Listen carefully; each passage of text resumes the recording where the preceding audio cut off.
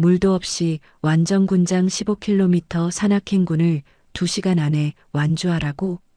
38도 한여름 오후 딸에게 내려진 명령은 명백한 살인 훈련이었습니다. 그녀는 끝내 피투성이가 되어 실려왔습니다. 그 소식을 들은 사단장 어머니는 별을 단 어깨로 중대장실 문을 박차고 들어서며 말했습니다. 그리고 이어지는 그녀의 통쾌한 한방. 과연 어떻게 참교육했을까요? 깜짝 놀랄 반전 이야기를 들어보시겠습니다. 그 전에 잠깐 구독과 좋아요 꾹 눌러주시면 당신의 하루에 따뜻한 기적이 찾아올 거예요. 오늘부터 3중대 1소대장으로 부임하는 최서진 소위입니다. 서진이 또렷한 목소리로 자기소개를 마치자 훈련장 한편에서 중대원들의 수군거리는 소리가 들려왔습니다. 몇몇 병사들은 서진을 힐끔힐끔 쳐다보며 작은 목소리로 무언가를 속삭였습니다. 서진은 그 시선들을 느꼈지만 표정 하나 변하지 않고 앞을 응시했습니다. 중대장인 노성재 대위가 서진 앞으로 다가왔습니다. 그의 얼굴에는 달갑지 않다는 표정이 역력히 드러나 있었습니다. 최서진 소위, 여군도 군인입니다. 남군들과 차별 없이 대할 테니 명심하도록. 노대위가 차가운 목소리로 말했습니다. 네, 알겠습니다. 서진은 고개를 끄덕이며 대답했습니다. 오후 작전 브리핑 시간이 되었습니다. 중대원들이 모인 브리핑룸에서 노대위가 다음 주 훈련 계획을 설명하고 있었습니다. 서진은 지도를 살펴보며 손을 들어 발언권을 요청했습니다. 중대장님, 이 구간에서 우회로를 이용하면 시간을 30분 단축할 수 있을 것 같습니다. 서진이 지도의 한 지점을 가리키며 말했습니다. 그녀의 제안은 지형을 정확히 분석한 합리적인 의견이었습니다. 하지만 노대위는 서진의 말을 듣자마자 얼굴을 찌푸렸습니다. 최소히 그런 교과서 얘기는 현실에서 통하지 않습니다. 실전 경험이 없으면 조용히 하고 배우기나 하십시오. 노대위의 말에 브리핑룸 안이 조용해졌습니다. 몇몇 장교들은 서로 눈짓을 주고받았고 부사관들은 어색한 표정으로 고개를 숙였습니다. 서진의 뺨이 살짝 붉어졌지만 그녀는 아무 말 없이 자리에 앉았습니다. 브리핑이 끝난 후 서진은 홀로 막사로 돌아갔습니다. 그녀는 자신의 책상 앞에 앉아 어머니의 사진을 꺼내 보았습니다. 사진 속에서 육군 소장 계급장을 단 최윤정이 엄숙한 표정으로 서 있었습니다. 서진은 깊은 한숨을 내쉬었습니다. 어머니가 육군 소장이라는 사실을 밝히면 이런 무시는 당장 사라질 것이었습니다. 하지만 서진은 그렇게 하고 싶지 않았습니다. 자신의 능력만으로 인정받고 싶었고 어머니의 그늘에 숨어 살고 싶지 않았습니다. 부대 한편에서는 26세의 탁태건 중사가 이 모든 상황을 지켜보고 있었습니다. 그의 얼굴에는 정의로운 성격이 그대로 드러나 있었습니다. 태건은 오늘 브리핑에서 일어난 일이 마음에 걸렸습니다. 최서진 소위의 제안은 분명히 합리적이었는데 노대위가 여성이라는 이유만으로 무시한 것 같았습니다. 태건은 주먹을 꽉 쥐었다가 천천히 폈습니다. 이건 공정하지 않습니다. 태건이 혼잣말로 중얼거렸습니다. 그는 부조리한 상황을 그냥 넘어가지 못하는 성격이었습니다.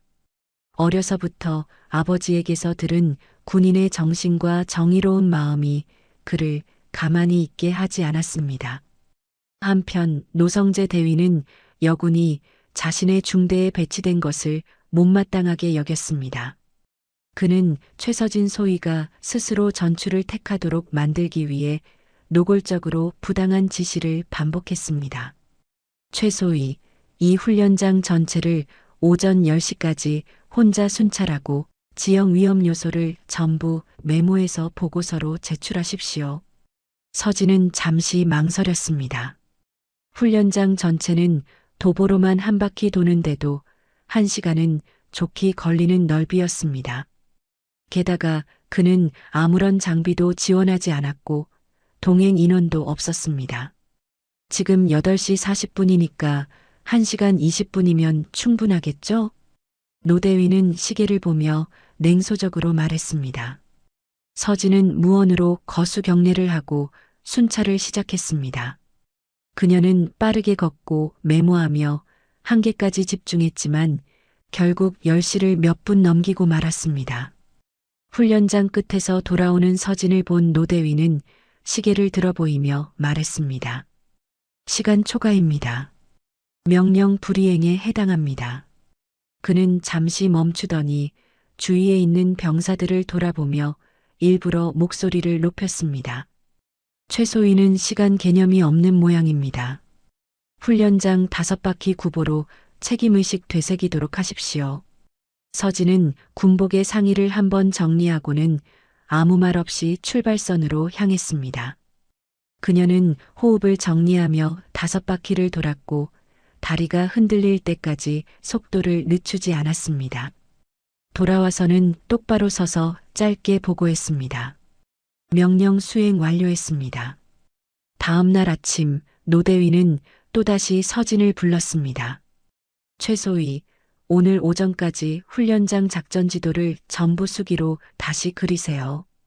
지난 회의 때 인쇄 보낸 지형선이 일부 뭉개져 있었으니 말입니다. 서진은 입을 다문 채 지도 파일을 받아들었습니다.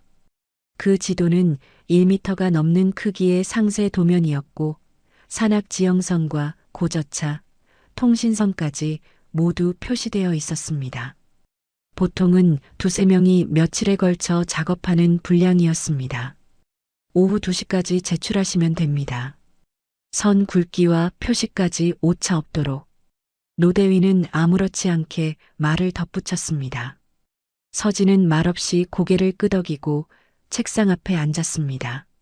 점심시간도 거른 채 손목에 테이프를 감아가며 그리드 선을 긋고 지도용 펜으로 구불구불한 등고선을 따라갔습니다. 그림자는 빠르게 움직였고 시계는 어느새 2시를 넘기고 있었습니다. 노대위는 시계를 보자마자 지도를 확인하지도 않고 말했습니다. 제출 시간 초과입니다. 계단 구보 30회 실시하십시오. 본부 건물 앞 계단은 하루에도 수십 명이 오르내리는 곳이었습니다. 그 앞에서 병사도 아닌 장교가 혼자 계단을 오르내리는 건 훈련이라기보단 보여주기식 제재에 가까웠습니다. 병사들은 의도적으로 고개를 숙였고 몇몇 부사관들은 시선을 피했습니다. 탁태권 중사 역시 복도 끝에서 그 장면을 바라보다가 조용히 창가로 걸어갔습니다. 그리고 사흘 뒤 더 결정적인 일이 벌어졌습니다. 오전 작전 브리핑 시간, 노대위는 병력 분산 이동 계획을 설명하던 중 갑자기 서진을 지목했습니다. 최소위, 전날 훈련에서 관측한 사격 가능 위치를 모두 말해 보십시오. 지형 좌표와 시야각 포함해서요.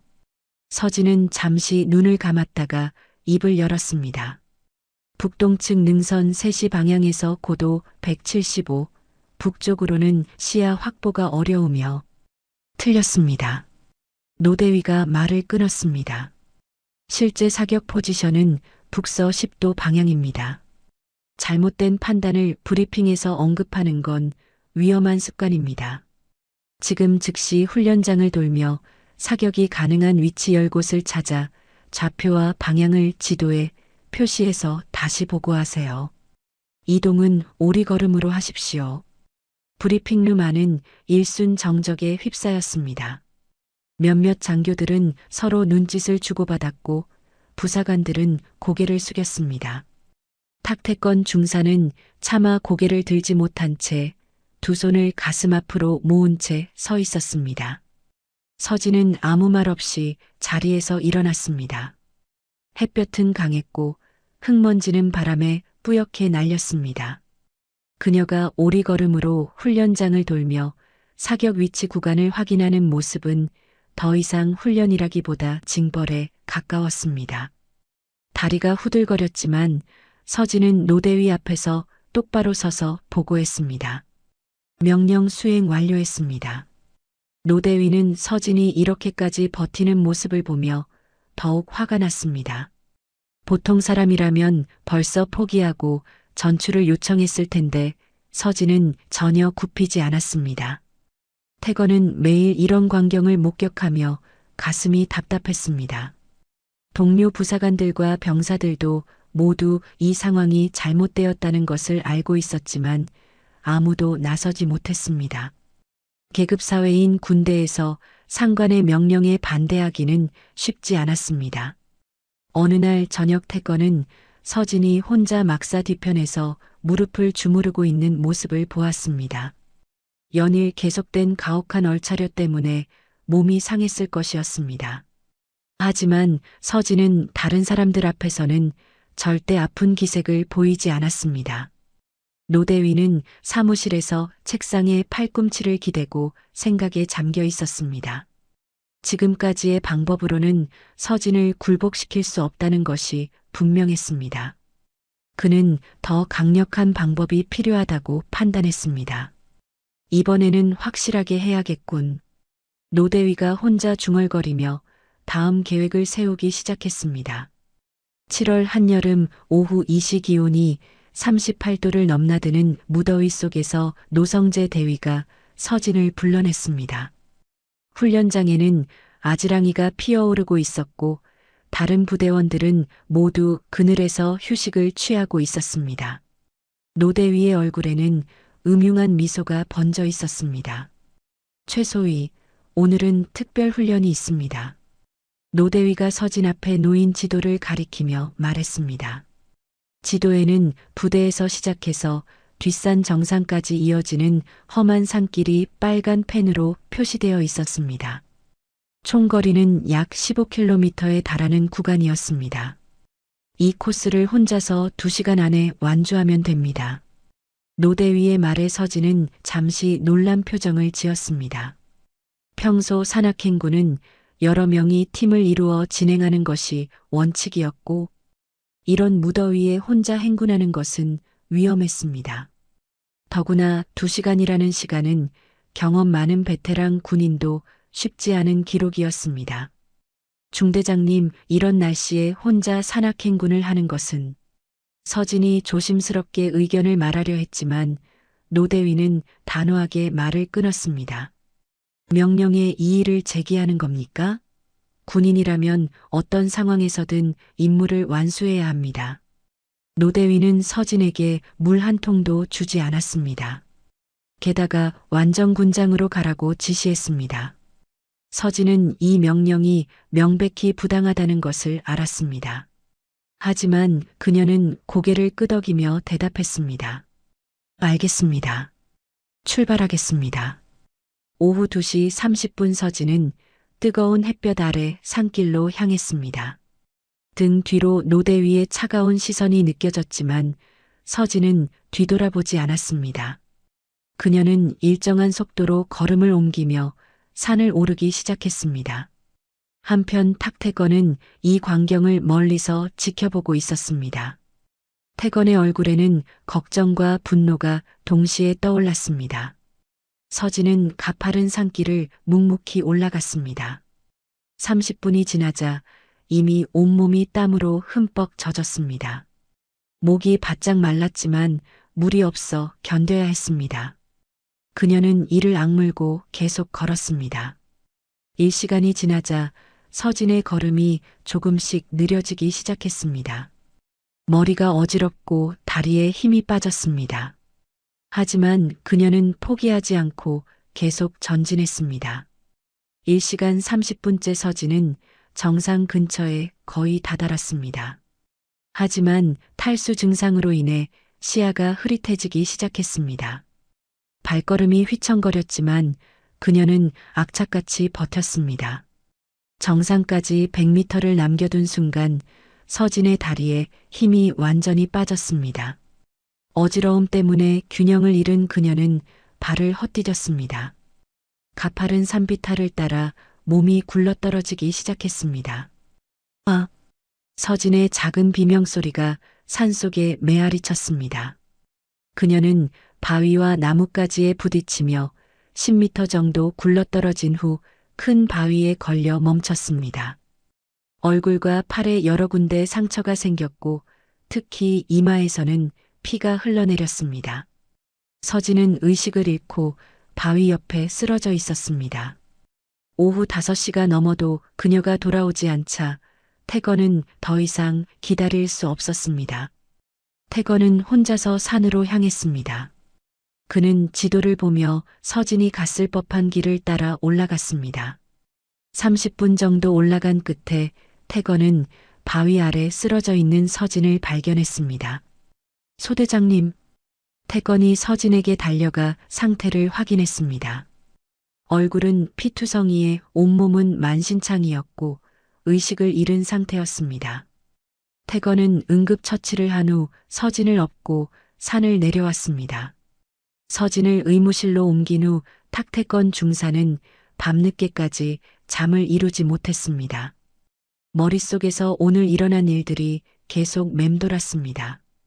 다음 날 아침 태건은 평소보다 일찍 일어나 개인 시간을 가졌습니다.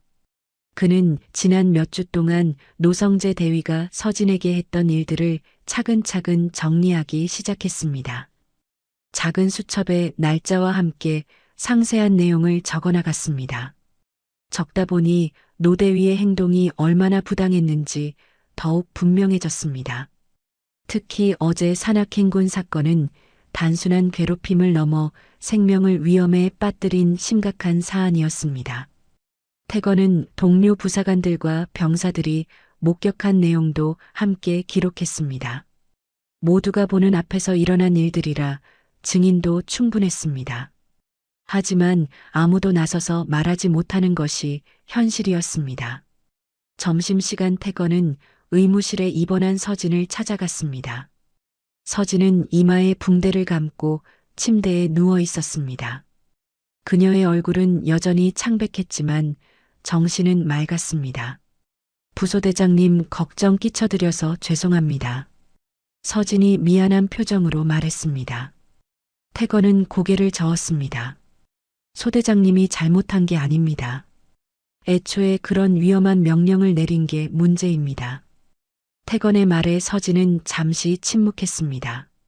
그녀도 어제 일이 정상적인 훈련이 아니었다는 것을 알고 있었습니다. 그날 저녁 태건은 마침내 결심을 굳혔습니다. 더 이상 이런 부당한 일을 방치할 수 없었습니다. 누군가는 나서서 진실을 말해야 했습니다. 태건은 컴퓨터 앞에 앉아 신고서를 작성하기 시작했습니다. 육군 본부 감찰실에 보낼 내부 고발 문서였습니다. 그는 지금까지 정리한 모든 내용을 빠짐없이 기록했습니다. 노성재 대위의 부당한 차별행위 및 안전규정 위반에 대한 신고라는 제목으로 시작된 문서에는 구체적인 날짜와 목격자, 그리고 어제 일어난 산악행군 사고의 전말이 상세히 기록되어 있었습니다. 태건은 신고서를 다시 한번 점검했습니다. 모든 내용이 사실이었고 증거도 충분했습니다. 그는 익명으로 신고하기로 했습니다. 신원이 밝혀지면 보복을 당할 수도 있었기 때문입니다. 마우스 커서가 전송 버튼 위에서 잠시 멈췄습니다. 태건은 깊은 숨을 들이쉬었습니다. 이 신고가 부대에 큰 파장을 일으킬 것이라는 것을 알고 있었습니다. 하지만 태건은 주저하지 않고 전송 버튼을 눌렀습니다. 정의로운 일을 하는 것이 군인의 본분이라고 생각했습니다. 아버지 탁병철이 살아있다면 분명 같은 선택을 했을 것이라는 확신이 있었습니다. 이틀 후 육군 사단본부에서 중대로 연락이 왔습니다. 내부 고발을 접수한 본부에서는 즉시 특별 감찰을 실시하기로 결정했습니다. 사단장인 최윤정 소장이 직접 부대를 방문해 조사를 진행한다는 통보였습니다. 오전 10시 검은색 군용 차량이 부대 정문을 통과했습니다. 차량에서 내린 57세의 최윤정 소장은 키 168cm의 당당한 체격에 날카로운 눈빛을 가진 여성이었습니다. 그녀의 얼굴에는 차가운 표정이 역력했고 어깨에 단 소장 계급장이 햇빛에 반짝였습니다. 부대원들이 일제히 경례를 했지만 최윤정은 간단한 답례만 하고 곧바로 중대 사무실로 향했습니다. 그녀의 뒤를 따라 감찰실 직원 2명이 서류 가방을 들고 걸어왔습니다. 노성재 대위를 즉시 면담실로 부르세요. 최윤정이 중대 행정병에게 단호한 목소리로 지시했습니다. 그녀의 목소리에는 위엄과 냉정함이 동시에 담겨 있었습니다. 노성재 대위는 소장이 직접 왔다는 소식에 당황했습니다. 평소 자신 있던 모습과는 달리 얼굴이 창백해졌습니다. 그는 서둘러 정장을 정리하고 면담실로 향했습니다. 노성재 대위 앉으세요. 최윤정이 차가운 시선으로 노 대위를 바라보며 말했습니다. 책상 위에는 이미 두꺼운 조사 자료들이 놓여 있었습니다. 최근 3중대에서 일어난 사건들에 대해 조사하러 왔습니다. 특히 최서진 소위에 대한 처우 문제 말입니다. 최윤정의 말에 노 대위는 목이 마른 듯 침을 삼켰습니다. 그것은 정상적인 훈련 과정이었습니다. 노 대위가 변명하려 했지만 최윤정은 서류를 펼치며 차단했습니다. 7월 15일 오후 2시 30분 기온 38도의 무더위에 최서진 소위에게 15km 완전군장 산악행군을 명령했습니다. 물도 없이 말입니다. 이것이 정상적인 훈련입니까? 노 대위는 잠시 당황했지만 곧 목소리를 높였습니다. 군대에서는 남자 여자 구분이 없습니다. 남자가 할 수 있는 훈련은 여자도 해야 합니다. 그것을 확인하기 위한 정당한 훈련이었습니다. 최윤정의 눈빛이 더욱 차가워졌습니다. 그렇다면 노성재 대위도 지금 당장 완전군장을 하고 연병장으로 나오세요. 노 대위는 갑작스러운 지시에 당황했습니다. 사단장님, 그게 무슨 명령입니다. 최윤정의 단호한 명령에 노 대위는 어쩔 수 없이 완전군장을 준비했습니다. 잠시 후 노 대위는 무거운 군장을 메고 산길로 향했습니다. 뜨거운 햇볕 아래서 행군을 시작한 지 10분도 안 되어 그의 얼굴은 새빨갛게 달아올랐습니다. 2km 지점에서 노 대위는 더 이상 걸을 수 없었습니다. 숨이 거칠어지고 다리에 힘이 빠져 주저앉았습니다. 포기하겠습니다. 노 대위가 무전기로 항복 신호를 보냈습니다. 최윤정은 차갑게 말했습니다. 여군인 최서진 소위는 정상 가까이에 도달했는데 남군인 노 대위는 헐떡거리며 말했습니다. 사단장님 말씀 중에 죄송한데 저 혼자서는 복귀할 수 없을 것 같습니다. 앰뷸런스를. 최윤정은 한심하다는 듯 한숨을 푹 쉬며 말했습니다. 앰뷸런스를 타고 바로 복귀하세요. 노 대위를 기다리면서 최윤정은 탁태건을 면담실로 불렀습니다. 태건이 들어서자 최윤정은 그의 명찰을 유심히 바라보았습니다. 탁태건이라는 이름을 보는 순간 그녀의 눈빛이 잠시 흔들렸습니다. 탁태건 중사, 당신이 본 것에 대해 자세히 말해보세요. 최윤정이 감정을 억누르며 말했습니다. 태건은 침착하게 지금까지 목격한 모든 일들을 증언했습니다. 부당한 얼차려부터 산악행군 사건까지 빠짐없이 설명했습니다. 특히 마지막 산악행군은 명백한 안전규정 위반이었습니다. 최서진 소위가 크게 다칠 뻔했습니다. 태건의 증언은 구체적이고 명확했습니다. 최윤정은 고개를 끄덕이며 모든 내용을 기록했습니다. 다음으로 서진이 면담실에 들어왔습니다. 이마에 아직 상처가 남아있는 그녀를 본 최윤정의 표정이 더욱 굳어졌습니다. 하지만 최윤정은 개인적인 감정을 드러내지 않고 공정하게 조사를 진행했습니다.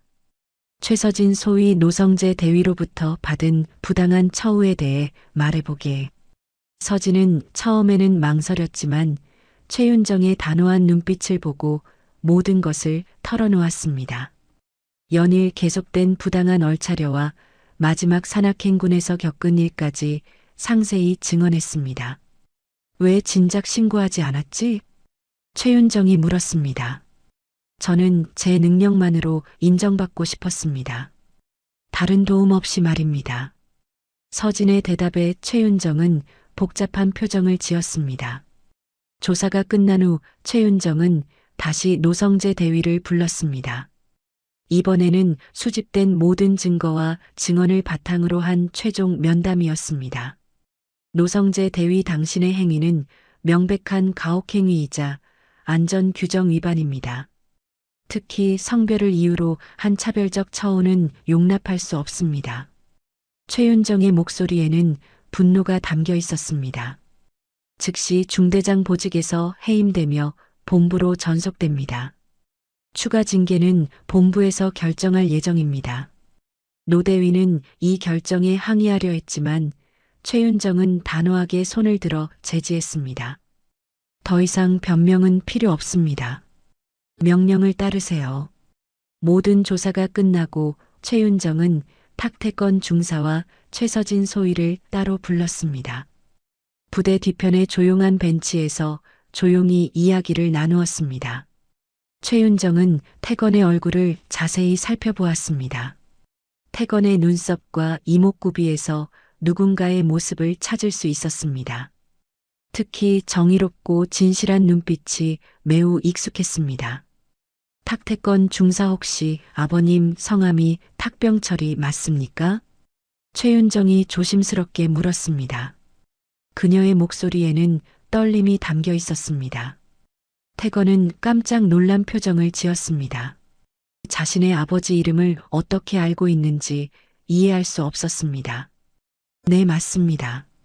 그런데 사단장님께서 저희 아버지를 어떻게... 태건의 질문에 최윤정의 눈에 눈물이 고이기 시작했습니다. 그녀는 잠시 하늘을 올려다보며 감정을 정리했습니다. 17년 전 당신의 아버지와 함께 근무했습니다. 최윤정이 떨리는 목소리로 말했습니다. 태건은 더욱 놀란 표정을 지었습니다. 17년 전에 일어난 일들을 당신에게 들려주고 싶습니다. 당신의 아버지가 어떤 분이었는지, 그리고 우리 가족과 어떤 인연이 있었는지를. 최윤정이 태건을 바라보며 말했습니다. 시간이 좀 걸릴 것 같은데 괜찮은가요? 네, 꼭 듣고 싶습니다. 최윤정은 깊은 숨을 들이쉬고 17년 전으로 기억을 되돌렸습니다.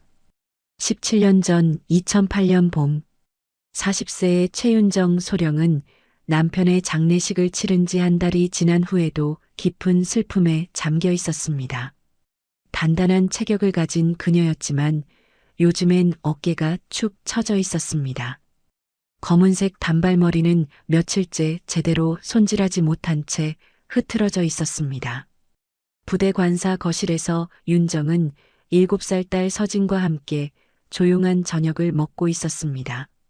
서진은 어린 나이여서 아버지가 세상을 떠났다는 것은 알지 못했지만 무언가 집 분위기가 달라졌음을 어렴풋이 알고 있었습니다. 평소 밝고 활발했던 아이가 요즘에는 말수가 현저히 줄어들었습니다. 엄마, 아빠는 언제 집에 와? 서진이 작은 목소리로 물었습니다. 윤정은 수저를 들던 손을 멈추고 딸을 바라보았습니다. 아이의 순진한 질문에 가슴이 먹먹해졌습니다. 서진아, 아빠는 하늘나라에 가셨단다. 윤정이 목이 메인 목소리로 대답했습니다. 서진은 고개를 갸우뚱하며 물었습니다. 하늘나라에서는 언제 돌아와? 윤정은 더 이상 대답할 수 없어 서진을 품에 안았습니다. 두 모녀는 그렇게 한참을 껴안고 있었습니다. 그때 집 앞에서 누군가 문을 두드리는 소리가 들렸습니다. 윤정이 문을 열자 옆집에 사는 한영자가 큰 그릇을 들고 서 있었습니다. 영자는 윤정의 고등학교 선배이자 탁병철의 아내였습니다. 윤정아, 소고기 무국 좀 끓였는데 너희도 좀 먹어. 영자가 미소를 지으며 말했습니다. 윤정은 고개를 저으며 사양하려 했습니다. 괜찮아요, 영자 언니. 저희끼리 먹을 수 있어요. 하지만 영자는 강하게 고집했습니다. 뭔 소리야? 혼자서 아기까지 돌보는데 제대로 된 밥이나 챙겨 먹고 있는 거야? 영자의 따뜻한 관심에 윤정의 마음이 무너졌습니다.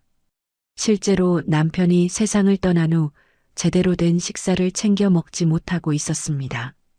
서진아 이모 왔다. 영자가 밝은 목소리로 서진을 부르자 아이가 달려와 영자의 치마를 붙잡았습니다.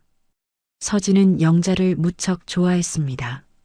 영자의 남편 탁병철 상사는 윤정과 같은 부대에서 근무하고 있었습니다. 병철은 40대 중반의 성실한 군인으로 부대에서 신뢰받는 선임 부사관이었습니다. 건장한 체격에 언제나 정중한 말투를 사용하는 신사였습니다. 저녁 무렵 병철이 퇴근 후 윤정의 집을 찾아왔습니다.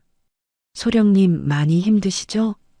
병철이 조심스럽게 말을 건넸습니다. 윤정은 고개를 끄덕였습니다. 상사님 덕분에 부대 일은 무사히 처리하고 있습니다. 윤정이 감사의 마음을 표현했습니다. 실제로 병철은 윤정이 개인적인 어려움을 겪는 동안 업무를 많이 도와주고 있었습니다. 당연한 일입니다. 소령님은 저희가 존경하는 지휘관이시니까요. 병철의 진실한 말에 윤정은 작은 위로를 받았습니다. 영자는 부엌에서 소고기 무국을 데우며 9살 아들 태건에게 말했습니다. 태건아 서진이랑 같이 놀아줘.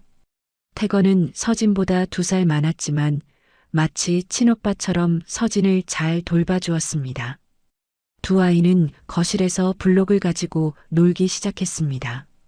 서진아 이렇게 쌓으면 높은 성이 돼. 태건이 서진에게 블록 쌓는 방법을 가르쳐 주었습니다. 서진은 오랜만에 웃음을 보이며 태건을 따라했습니다. 저녁 식사 시간이 되자 영자가 모든 사람을 식탁으로 불렀습니다. 자, 다들 모여서 밥 먹자. 국과 함께 영자가 직접 만든 김밥과 소세지 볶음이 식탁에 올라왔습니다. 오랜만에 여러 사람이 함께하는 식사였습니다.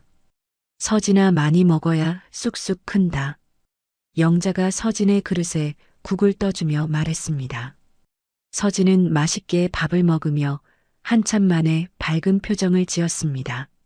식사 후 병철은 윤정과 잠시 대화를 나누었습니다. 소령님 혹시 필요한 것이 있으시면 언제든 말씀하세요. 저희가 도울 수 있는 일이라면 뭐든지 하겠습니다. 병철의 따뜻한 배려에 윤정은 고마움을 느꼈습니다. 정말 감사합니다. 이렇게 신경 써주시는 것만으로도 큰 힘이 됩니다. 영자는 설거지를 하면서 윤정에게 말했습니다. 윤정아 앞으로도 자주 같이 밥 먹자. 혼자 있으면 더 우울해져. 윤정은 영자의 말에 고개를 끄덕였습니다. 정말로 혼자서는 감당하기 어려운 일들이 너무 많았습니다. 그날 밤 서진은 오랜만에 편안한 잠에 들었습니다. 윤정도 영자 부부의 따뜻한 배려 덕분에 마음이 조금 가벼워졌습니다. 하지만 여전히 앞으로의 삶에 대한 두려움과 걱정은 사라지지 않았습니다. 며칠 후 부대에서는 중요한 합동 훈련을 앞두고 있었습니다. 작전과장인 최윤정 소령과 선임부사관 탁병철 상사는 훈련 준비를 위해 밤늦게까지 작업을 하고 있었습니다. 사무실에는 지도와 작전 계획서들이 가득 펼쳐져 있었습니다. 이 구간에서 병력 배치를 조정해야 할 것 같습니다. 병철이 지도의 한 지점을 가리키며 말했습니다. 윤정은 그의 의견을 듣고 고개를 끄덕였습니다. 역시 상사님 눈이 정확하네요. 그 부분이 취약점이 될 수 있겠어요. 두 사람은 벌써 3시간째 작전 계획을 점검하고 있었습니다. 완벽한 훈련을 위해서는 세심한 준비가 필요했습니다. 시계가 밤 10시를 가리킬 때 병철이 커피를 타와서 윤정에게 건넸습니다. 소령님 요즘 많이 힘드시죠? 병철이 조심스럽게 말을 꺼냈습니다. 윤정은 커피잔을 들고 깊은 한숨을 내쉬었습니다. 솔직히 말하면 매일매일이 힘듭니다. 서진이를 혼자 키운다는 것이 이렇게 어려운 일인지 몰랐어요. 윤정이 속마음을 털어놓았습니다. 평소에는 강한 모습만 보여주려 했지만 병철 앞에서는 솔직해질 수 있었습니다. 아이가 자꾸 아빠를 찾는데 어떻게 설명해야 할지 모르겠어요. 제가 엄마 역할과 아빠 역할을 동시에 해야 하는데 역부족입니다. 윤정의 목소리에 깊은 고민이 담겨 있었습니다. 병철은 진지하게 그녀의 말을 들었습니다. 저도 태권이를 키우면서 느끼는 것이지만 아이를 키우는 일은 정말 어렵습니다. 하물며 혼자서 감당하시려니 얼마나 힘드시겠어요. 병철이 공감하며 말했습니다. 사실 저도 어려운 환경에서 자랐습니다. 아버지 없이 어머니 혼자 저를 키우셨거든요. 병철이 자신의 이야기를 꺼냈습니다. 윤정은 놀란 표정을 지었습니다. 그런 일이 있으셨군요. 몰랐습니다. 어머니께서 정말 고생 많이 하셨어요. 그래서 저는 태건이에게만큼은 더 나은 환경을 만들어주고 싶습니다. 제가 받지 못한 아버지의 사랑을 충분히 주고 싶어요. 병철의 말에서 아들에 대한 깊은 사랑이 느껴졌습니다. 상사님도 힘든 시절을 겪으셨군요. 그런데도 이렇게 훌륭하게 성장하신 것을 보면 정말 대단하세요. 윤정이 진심으로 말했습니다. 소령님도 분명히 서진이를 잘 키우실 거예요. 이미 충분히 좋은 어머니이시니까요. 병철의 격려에 윤정은 작은 위로를 받았습니다. 두 사람은 다시 작전 계획에 집중했습니다.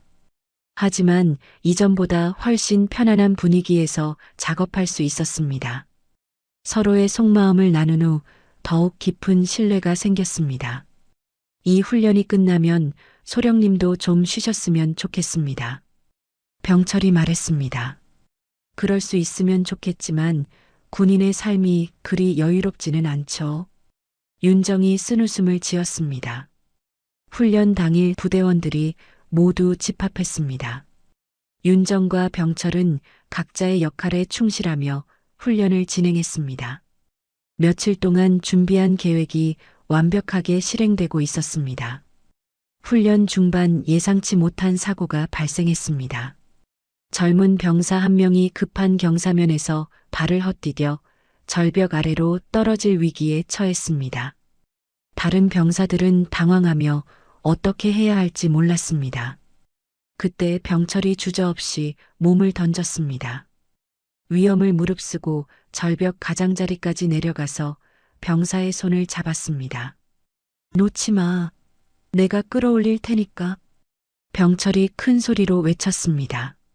그는 자신의 몸을 버팀목 삼아 병사를 안전한 곳으로 끌어올렸습니다. 윤정은 이 광경을 지켜보며 깊은 감동을 받았습니다. 병철의 용감한 행동에서 진정한 군인의 모습을 보았습니다. 정말 대단하셨어요. 저라면 그렇게 빨리 판단하고 행동할 수 있었을까 싶습니다. 훈련이 끝난 후 윤정이 병철에게 말했습니다. 당연한 일을 했을 뿐입니다. 동료를 지키는 것이 군인의 본분이니까요. 병철이 담담하게 대답했습니다. 그의 겸손한 모습에 윤정은 더욱 존경심을 느꼈습니다. 그날 저녁 윤정은 병철과 함께 마지막 보고서를 작성했습니다. 오늘 상사님 덕분에 무사히 훈련을 마칠 수 있었습니다. 정말 고맙습니다. 소령님의 치밀한 계획이 있었기 때문에 가능한 일이었습니다. 두 사람 사이에는 서로에 대한 깊은 신뢰와 존경이 자리 잡고 있었습니다. 이들의 전후에는 단순한 상하 관계를 넘어선 진정한 동료애였습니다. 그로부터 한 달 후인 어느 여름 저녁 갑작스러운 사고가 일어났습니다. 관사단지 한쪽에서 원인을 알 수 없는 화재가 발생했습니다. 강한 바람 때문에 불길은 순식간에 인근 건물들로 번져나갔습니다. 탁병철과 한영자 부부는 태건과 함께 시내에 나가 있었습니다. 태건의 새 학용품을 사러 간 길이었습니다. 관사 단지로 돌아오는 길에 멀리서 연기가 피어오르는 것을 발견했습니다. 여보, 저기 불이 났어. 영자가 놀라서 소리쳤습니다. 병철은 차를 더욱 빠르게 몰았습니다. 관사 단지에 가까워질수록 화재의 규모가 심각하다는 것을 알 수 있었습니다. 119에 신고부터 해. 병철이 영자에게 말했습니다. 영자는 서둘러 휴대폰을 꺼내 소방서에 신고했습니다. 관사 단지에 도착하자 병철의 얼굴이 창백해졌습니다. 불길이 최윤정의 집 쪽으로 빠르게 번져가고 있었습니다. 이미 윤정의 집 담장까지 불길이 닿아 있었습니다. 소령님은 오늘 당직이고 서진이는 혼자 집에 있을 거야. 병철이 급하게 말했습니다. 그는 즉시 윤정에게 전화를 걸었습니다. 소령님, 지금 관사에 화재가 났습니다. 서진이가 집에 있나요? 전화를 받은 윤정의 목소리가 떨렸습니다. 네, 서진이는 집에서 자고 있을 거예요. 제가 지금 바로 출발해도 10분은 걸릴 것 같아요. 윤정은 부대에서 당직 근무 중이었습니다. 아무리 빨라도 관사까지는 10분 이상 걸리는 거리였습니다. 병철은 불길을 바라보며 빠르게 상황을 판단했습니다. 10분이면 불길이 윤정의 집을 완전히 삼킬 수도 있었습니다. 소방관이 도착하기까지도 시간이 필요했습니다. 여보, 위험해. 소방관들이 올 때까지 기다려. 영자가 병철의 팔을 붙잡으며 말했습니다. 하지만 병철은 이미 마음을 굳혔습니다. 서진이가 위험해. 소방관들이 올 때까지 기다릴 수 없어. 병철이 단호하게 말했습니다. 그는 영자의 손을 잡고 말했습니다. 태건이를 안전한 곳으로 데려가. 혹시라도 내가 늦으면. 무슨 소리야. 위험한 말하지 마. 영자가 울먹이며 말했습니다. 하지만 병철은 이미 불길 쪽으로 달려가고 있었습니다. 아빠. 뒤에서 태건이 울음 섞인 목소리로 불렀습니다.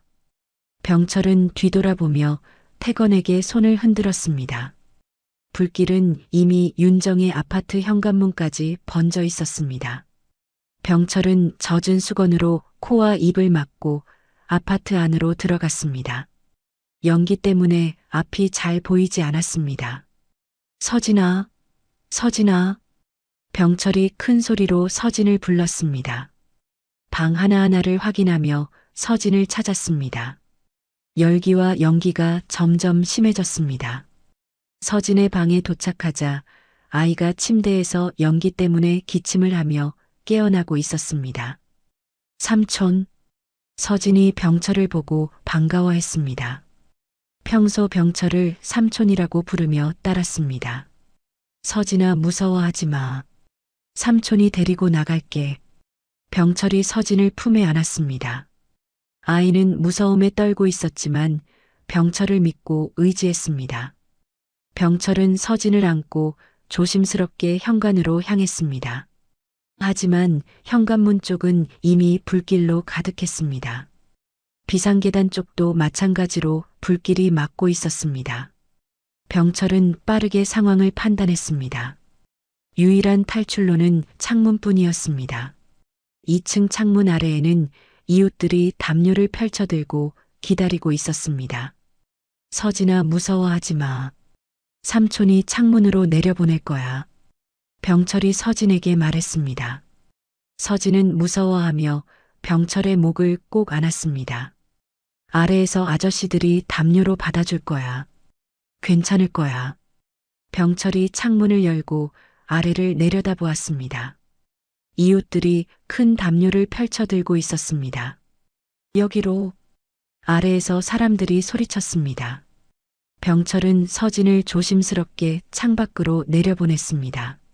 서진은 담요에 안전하게 떨어졌고 이웃들이 재빨리 아이를 안전한 곳으로 옮겼습니다. 이제 병철 자신이 탈출할 차례였습니다. 그가 창문 밖으로 나가려는 순간 건물 안에서 큰 폭음이 들렸습니다. 가스관이 폭발한 것이었습니다. 폭발의 충격으로 천장이 무너져 내리기 시작했습니다. 병철은 떨어지는 잔해에 깔렸습니다. 무거운 콘크리트 덩어리가 그의 다리와 허리를 짓눌렀습니다. 여보, 영자가 비명을 지르며 달려왔습니다. 태권도 울면서 아버지 이름을 불렀습니다. 아빠, 아빠. 하지만 병철은 잔해에 깔린 채 미동도 할 수 없었습니다. 의식은 있었지만 극심한 고통의 신음소리만 간신히 낼 수 있었습니다. 이때 소방관들이 도착했습니다. 그들은 즉시 화재 진압과 구조 작업을 시작했습니다. 하지만 병철이 깔린 곳은 불길이 여전히 거세어 접근하기 어려웠습니다. 저기 사람이 깔려 있어요. 제발 도와주세요. 영자가 소방관들에게 절규하듯 소리쳤습니다. 그녀의 목소리는 이미 쉬어버렸습니다. 소방관들은 상황을 파악하고 구조 장비를 준비했습니다. 하지만 구조 작업은 생각보다 복잡했습니다. 그 사이 최윤정이 도착했습니다. 그녀는 안전한 곳에 있는 서진을 발견하고 달려가 아이를 품에 안았습니다. 서진은 엄마를 보자 울음을 터뜨렸습니다. 엄마. 서진이 윤정의 품에서 떨었습니다. 윤정은 딸의 몸을 꼼꼼히 살펴보며 안도의 한숨을 내쉬었습니다. 그때 이웃 중 한 명이 윤정에게 다가왔습니다. 소령님, 탁상사님이 서진이를 구하시려다가. 그 말을 듣는 순간 윤정의 다리에 힘이 빠졌습니다. 자신의 딸을 구하기 위해 병철이 위험에 빠진 것이었습니다. 윤정은 서진을 이웃에게 맡기고 영자에게 달려갔습니다. 영자는 잔해 더미 앞에서 무릎을 꿇고 앉아 오열하고 있었습니다. 여보. 영자의 부르짖음은 절망 그 자체였습니다. 17년을 함께 산 남편이 저잔해 아래 깔려 있었습니다. 윤정은 영자 옆에 무릎을 꿇고 앉았습니다. 하지만 어떤 말도 할 수 없었습니다. 미안하다는 말조차 입에서 나오지 않았습니다. 1시간이 지나고 2시간이 지났습니다. 소방관들은 계속해서 구조를 시도했지만 불길과 연기 그리고 불안정한 건물 구조 때문에 실패를 거듭했습니다. 병철의 목소리도 점점 들리지 않게 되었습니다. 더 이상은 위험합니다. 건물이 완전히 붕괴될 수 있어요. 소방관 대장이 영자에게 말했습니다. 영자는 그 말을 듣고 더욱 격렬하게 울부짖었습니다. 안 돼요. 안 된다고요. 영자가 잔해 더미로 달려가려 했지만 사람들이 말렸습니다. 소방관들은 마지막으로 한 번 더 시도했습니다. 여러 명이 함께 들어가서 병철이 있는 곳까지 도달하려 했습니다. 하지만 건물의 구조가 너무 불안정해져서 더 이상 진입할 수 없었습니다. 죄송합니다. 정말 죄송합니다. 소방관 대장이 고개를 숙였습니다. 그 순간 영자는 그 자리에 주저앉아 정신을 잃었습니다. 태건은 어머니를 부축하며 함께 울었습니다. 엄마. 9살 아이에게는 너무 큰 충격이었습니다. 윤정은 영자를 부축하며 함께 눈물을 흘렸습니다. 죄책감과 고마움 그리고 절망감이 복잡하게 섞인 감정이었습니다. 새벽이 되어서야 불길이 완전히 진압되었습니다. 소방관들이 잔해를 치우고 나서야 병철을 찾을 수 있었습니다. 하지만 이미 너무 늦었습니다. 영자는 남편의 차가워진 몸을 보고 다시 한번 무너졌습니다. 안 돼. 안 된다고. 영자의 절규가 새벽 공기를 갈랐습니다.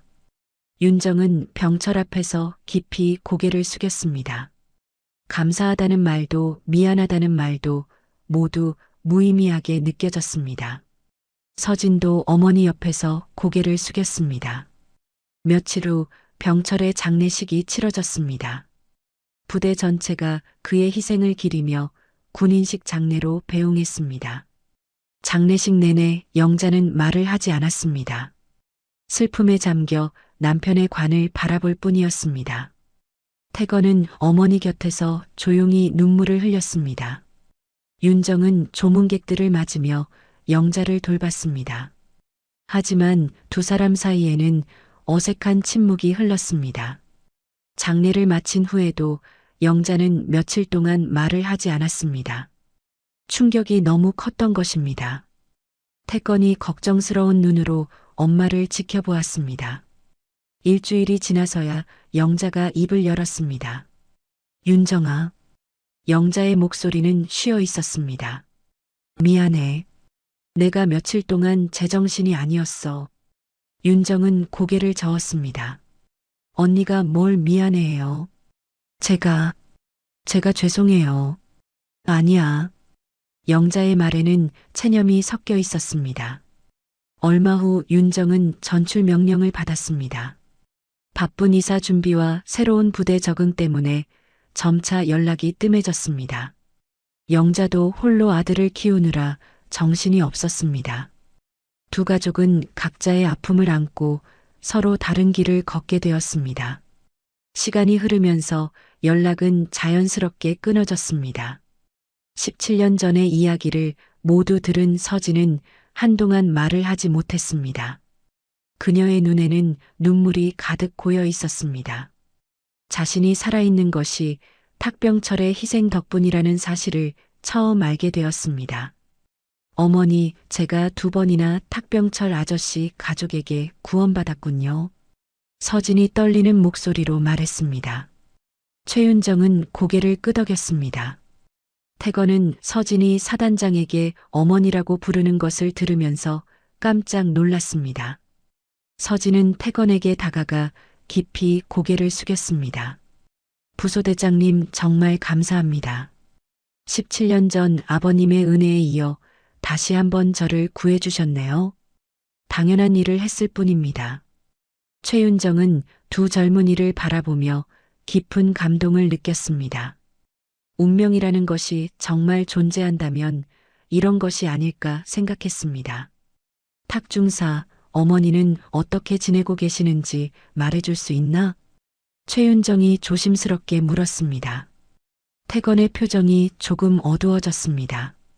사실 어머니가 요즘 많이 힘들어 하십니다. 분식집 경영이 점점 어려워지고 있거든요. 태건이 솔직하게 털어놓기 시작했습니다. 코로나 때문에 손님이 많이 줄었고 재료비는 계속 오르고 있습니다. 어머니 혼자서 모든 것을 감당하시느라 몸도 많이 상하셨어요. 최윤정은 태건의 말을 들으며 가슴이 아팠습니다.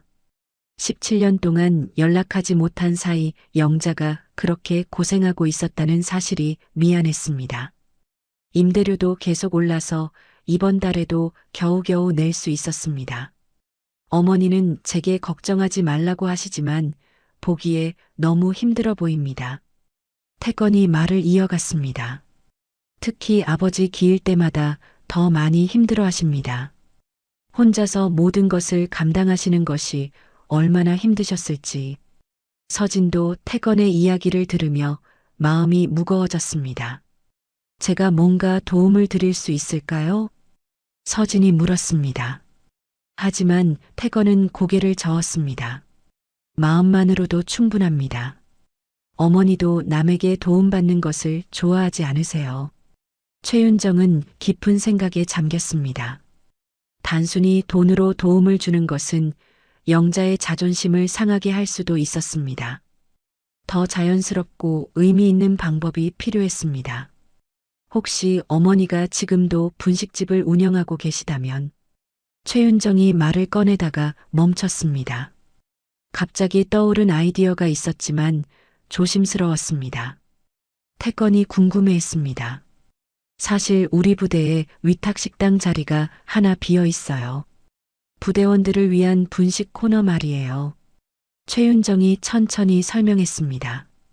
만약 어머니가 관심이 있으시다면 입찰에 참여해 보시는 것도 좋을 것 같아요.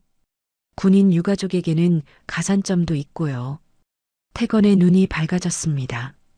정말입니까? 그런 기회가 있다면 어머니께서 정말 좋아하실 것 같습니다. 하지만 강요하고 싶지는 않아요. 어머니의 의견을 먼저 들어봐야겠지요. 최윤정이 신중하게 말했습니다.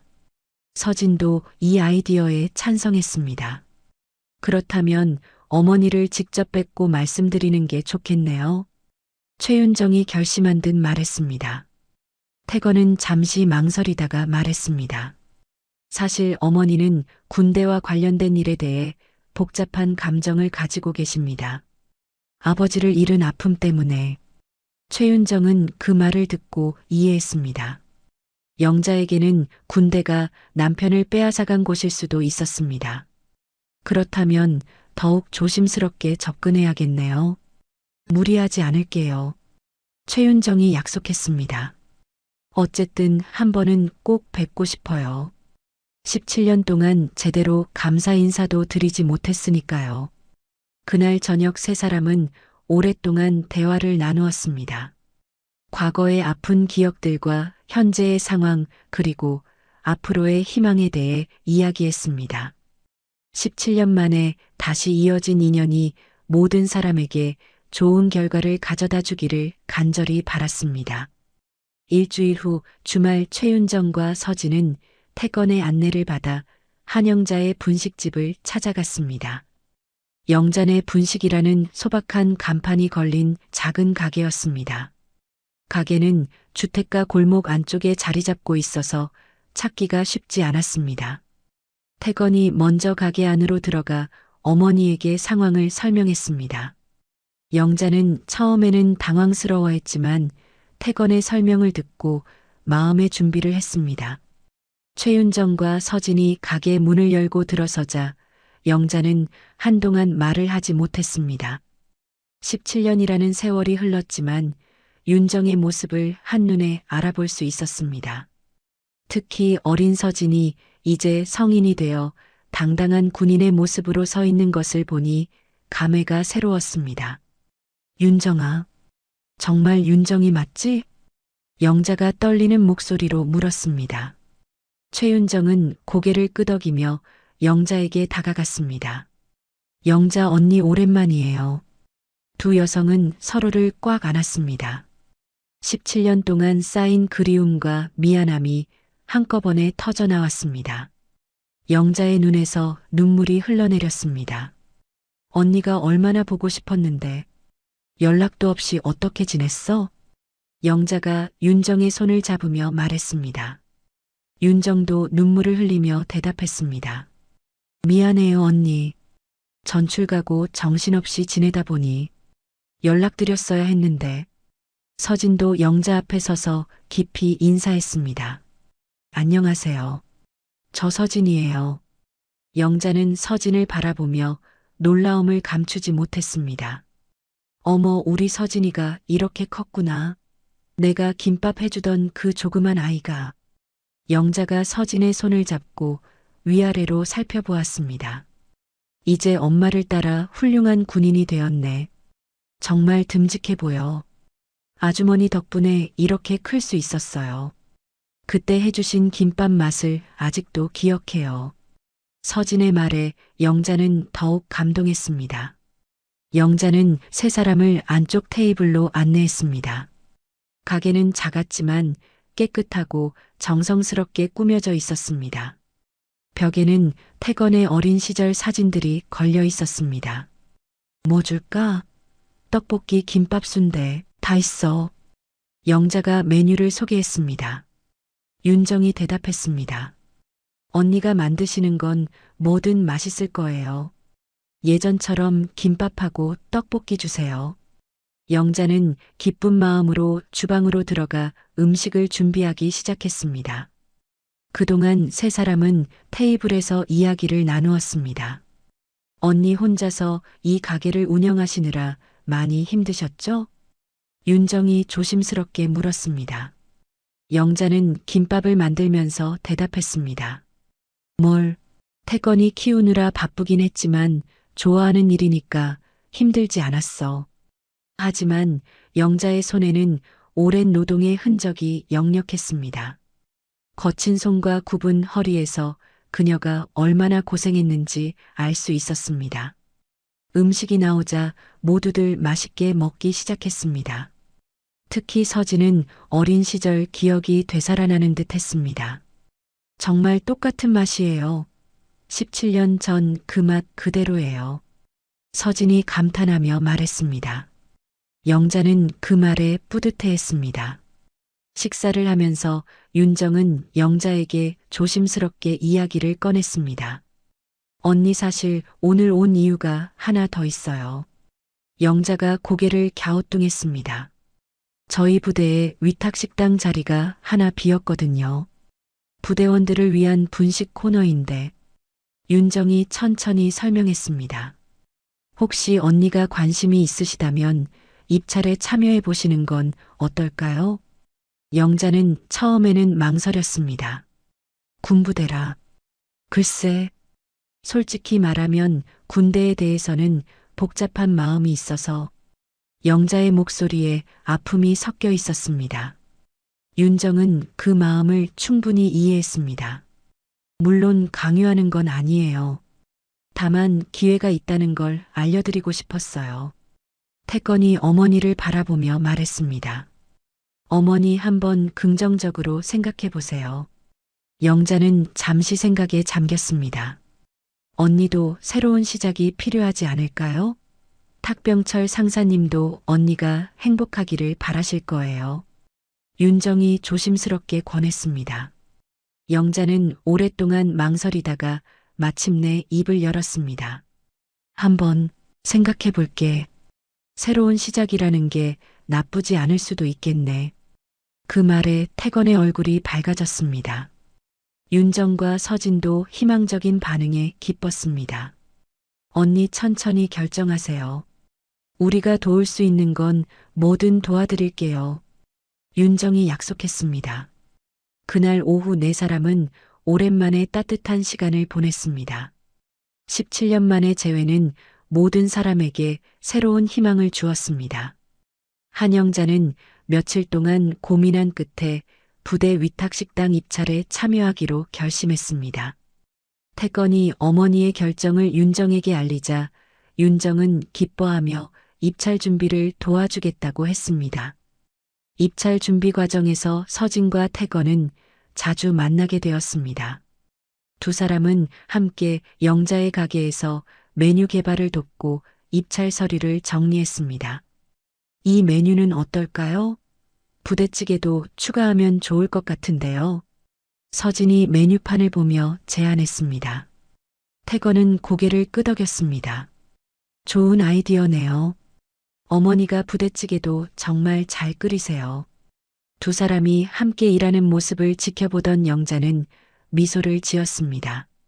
17년 만에 다시 만난 두 아이가 이렇게 친해지는 것이 기뻤습니다. 너희 둘이 함께 있으니까 병철 씨가 생각이 나네. 영자가 감회에 젖어 말했습니다. 아버지도 이 모습을 보시면 정말 기뻐하실 거예요. 태건이 대답했습니다. 어머니 이 가산점이면 입찰에서 유리할 것 같아요. 태건이 서류를 확인하며 말했습니다. 탁병철이 순직군인으로 인정받아 관련 혜택이 있었습니다. 그래도 음식 맛이 가장 중요하겠지. 열심히 준비해야 해. 영자가 의욕적으로 말했습니다. 입찰 당일 영자는 긴장한 채로 부대에 도착했습니다. 윤정이 직접 나와서 영자를 맞이했습니다. 언니 떨지 마세요. 분명 좋은 결과가 있을 거예요. 윤정이 영자를 격려했습니다. 입찰 과정에서 영자는 자신이 준비한 샘플 음식을 선보였습니다. 김밥, 떡볶이, 라면, 부대찌개까지 정성스럽게 만든 음식들이었습니다. 심사위원들은 영자의 음식을 맛보고 감탄했습니다. 정말 맛있습니다. 집에서 만든 음식 같은 정성이 느껴져요. 한 심사위원이 말했습니다. 며칠 후 결과가 발표되었습니다. 영자가 1순위로 선정되었다는 소식이 전해졌습니다. 가산점도 도움이 되었지만 무엇보다 음식의 맛과 정성이 인정받았습니다. 어머니 합격하셨어요. 태건이 기쁜 소식을 전했습니다. 영자는 믿을 수 없다는 표정을 지었습니다. 정말로 된 거야? 네, 확실해요. 축하드려요. 서진도 함께 축하했습니다. 식당 오픈을 위한 준비가 시작되었습니다. 윤정은 직접 식당 공간을 정비하는 일을 도왔습니다. 페인트 칠부터 시작해서 테이블과 의자 배치까지 모든 일에 참여했습니다. 소장님이 직접 이런 일까지 하시면 안 되는데 영자가 미안해했습니다. 아니에요, 언니.